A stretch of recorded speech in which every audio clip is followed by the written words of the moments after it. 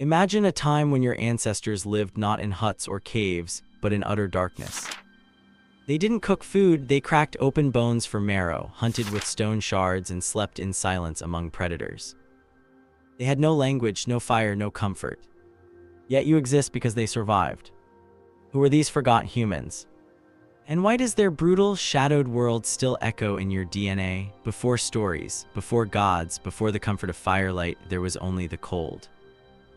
Tens of thousands of years ago, your ancestors weren't warriors or kings. They were scavengers. Barefoot, half-naked, and surrounded by predators, they lived a life that was short, brutal, and raw.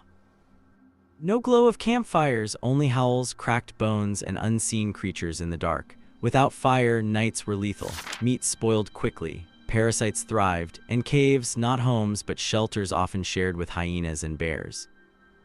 Communication was raw, grunts, gestures, glances. Life expectancy, maybe 20 years. Hunger was constant, and survival meant watching predators kill, then sneaking in after, hopping for scraps. And when they found bones, they smashed them not for meat, but for the marrow inside. Thick, fatty, life-saving marrow. They didn't know it was calories, but they knew it gave strength. Instinct was enough. Your story doesn't begin with glory. It begins with bone, stone, and the will to keep going in the dark. They weren't hunters yet, but they were clever. Early humans learned to follow death. Where lions hunted, bones were left. Where bones were left, marrow could be found. They crept in, stones in hand, and cracked femurs open. That greasy marrow wasn't just food, it was brain fuel. Modern science shows it may have jump-started the very growth of our minds. Over time, they mastered technique, one rock as hammer, one as anvil. They chose the best bones, the strongest cracks. This was more than survival, it was the whisper of intelligence. Marrow became a hidden treasure, preserved long after meat spoiled. They returned to it again and again, not hunting, but adapting.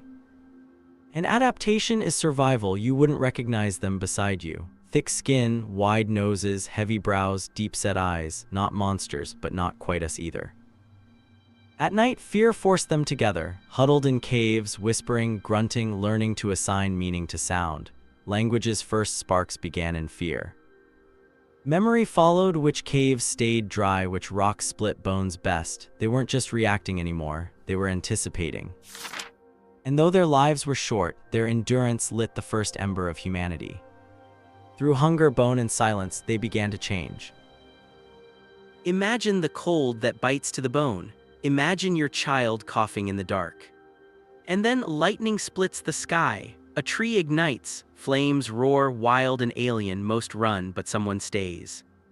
Trembling hands steal a branch. Back in the cave, they feed it dry grass, sticks, bones, and for the first time in history, night doesn't win.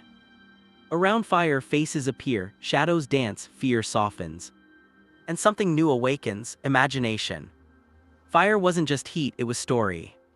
Around its glow, voices grew, imitating predators, recounting hunts, laughing, warning, language stretched, culture formed.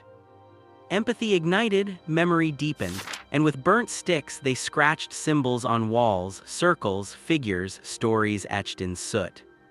From stolen fire came not only survival, but meaning. We weren't just reacting anymore. We were interpreting, turning fear into myth, memory into magic. The greatest fire wasn't on the ground, it was in the mind. Imagination spread like wildfire. The dead were buried with ochre and flowers. Stars became maps and gods. Dreams and beliefs took root. We stopped being smart animals, we became human. Consciousness was born and the spark still burns in you. Bones carry this story too. Our skeletons reveal the shift from ape-like arms to upright spines, from small skulls to massive brains. Every curve in your body whispers of adaptation. Every thumb movement, every heartbeat forged through fire, hunger, and time. Look closer and you'll see faces of your forgotten cousins. Australopithecus afarensis, Lucy, who walked upright 3 million years ago. Homo habilis, the tool maker. Homo erectus, traveler firekeeper, first to leave Africa. Neanderthals, artists, mourners, our cousins still alive in our DNA. Your reflection is a mosaic of them all. You don't just carry their blood, you carry their instincts, their whispers, their dreams. And above all, their fire. Picture a starless night, wind howling, predators circling. In the center, a flicker of orange, fire. They didn't invent it, they captured it, protected it, passed it on from one trembling hand to the next. That fire became warmth, language, story, love, memory, hope. And you. You're not separate from it, you are the continuation. Every heartbeat, every tear, every dream, proof that they lived, struggled, and endured. You are built from survivors. Every inch of you whispers, I come from those who never gave up. So light your own fire. And keep passing it on. If this made you feel something, share your thoughts in the comments. Subscribe for more stories that connect us to who we really are. And remember, your ancestors didn't quit, neither should you.